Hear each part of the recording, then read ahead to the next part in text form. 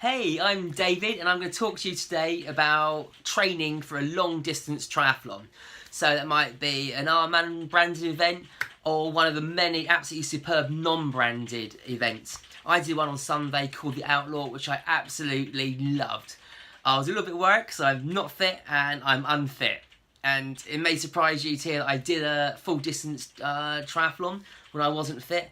But you know, it's in the head. It's all in your mind what you can do. I've done 4 before. I knew what to expect. And then I've done 40, 50% of the training. I knew I'd be alright. I'd get around. But let's talk about what it actually takes to get around the course. You know, I pretty much started from nothing this year. Really, I was walking up hills on my bike, which I would easily ride up, would race up beforehand. So I literally did have no fitness. So I got into the pool. And you know, I didn't do that much. I probably did 25k, 30k in the pool maybe. I find it mind-numbingly boring. I really do. I don't know what to do in there. I don't do drills. I swim up, down, 25 metres at a time. Clock watching. The first 5 or 6 minutes feels like it's 20 minutes. It just goes on and on and on. It drives me nuts. But I did it, you know. But say, not too far. I've done 3 lake swims, and that is it. You know, 1 at full distance, 1 at half distance, and 1 about sort of 2k. And I'm right at the swim. I'm not a fast swimmer.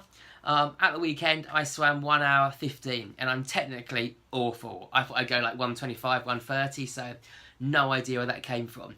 But with the swimming, really important, you've got to be comfortable in the open water and with a mass start.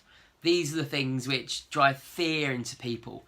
You know, I don't think the distance is necessarily the issue with most people.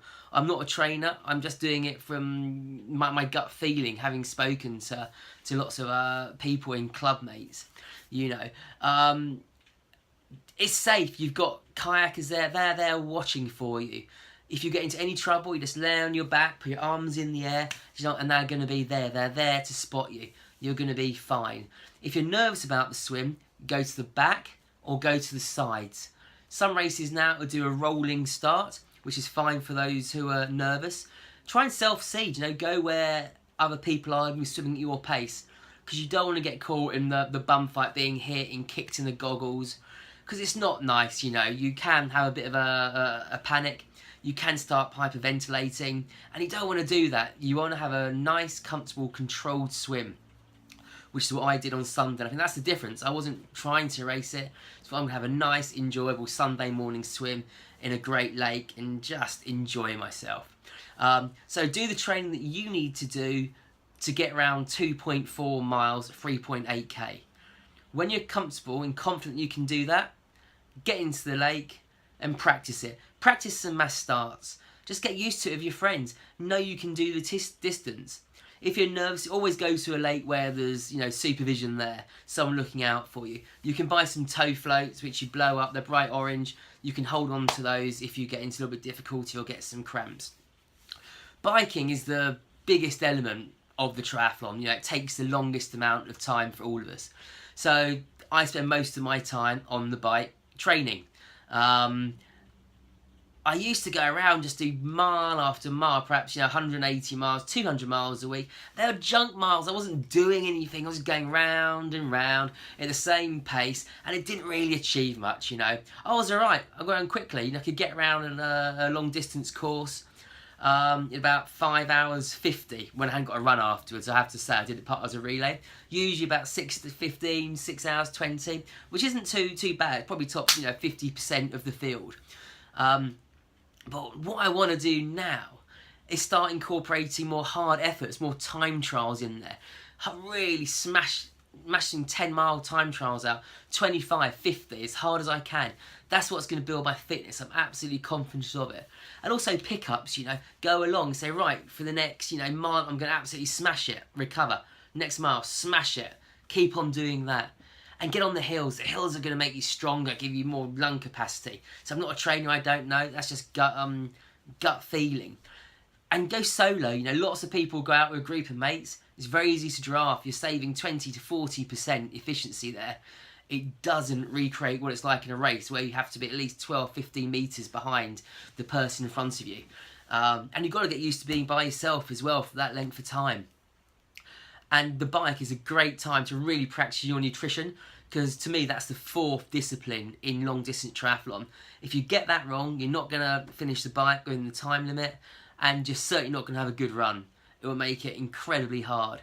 So work on it. Use what you're going to use in your race. Use the gels, you know, that the race provides generally, unless you can be self-sufficient throughout. Try and take some bars, you know. I'm using Cliff bars at the moment, absolutely fantastic. And they're shots as well. They're little jelly cubes, I found absolutely fantastic. I also use some Power Bar products. I use High Five and I use Talk. All depends on who is sponsoring the race, and I'll use their products. I'm lucky I don't have any issues with it. I can just get down whatever I need to do. And electrolytes in your water bottle, you know, make sure you've got those. You don't want to be getting cramps. You've got to replace the sodium that you're losing. So make sure you take those with you. Yeah, try and do 180 miles a week if you can. Big weeks, building up to it all. I might go up to 300. I know that's far less than the pros do, but you know, it gets me around to an okay time. I need to do better if I'm going to improve my times. The run, I perhaps take a bit of a weird strategy. I like to race in the spring. So I've done my best long distance triathlon marathon on the back of a spring and winter for 10Ks, half marathons, 10-mile races. Because you can't replicate those hard race distances in training. You will not push yourself. Find some friends and race it. Go balls out hard. Try and PB. That's what I was doing all the time, almost every Sunday. And I built that up till I was doing a marathon. This year, I hadn't done the fast work, so I've been injured. Or not injured, sorry. I've been overweight and not fit. I didn't want to get an injury. So what I've done instead is focused on going long. So actually, until April, I did 5 marathons from no fitness at all. Just go around there, and I did them. You know, it's mind over matter. If you're scared of a marathon at the end of a long distance triathlon, you're setting yourself up to fail. Make sure you're quite comfortable doing that distance, because you can run 15, you can run 16, 18 miles. It doesn't matter. You can walk the rest, because in Ironman, the chances are you are going to be walking. I see the pros walking. You do that, especially through the feed stations, and there's no shame whatsoever. Majority of people will walk at some stage, because it's friggin' hard, really hard, especially if you've got your nutrition wrong on the bike. So do the run training through the winter, get comfortable on it all. Again, if you can do some track sessions to build some speed, fantastic. A long run each week, a tempo run like a 10K each week, and then some little short sort of 5K park run is absolutely great. Or if you've got a sweatshop near you, their running community runs absolutely fantastic. And do some intervals. It will get you around the run course. Run course is where you're making your time up. You can go super quick on the bike, but if you end up doing a 5-hour, 6-hour marathon, which I have done, all the gains on the bike are negligible. You might as well spend an hour less on the bike during your training each week, and an hour on the bike is, you know, in between probably 15 and 20 miles, so not a lot, and spend that time running. And that's what I've learned.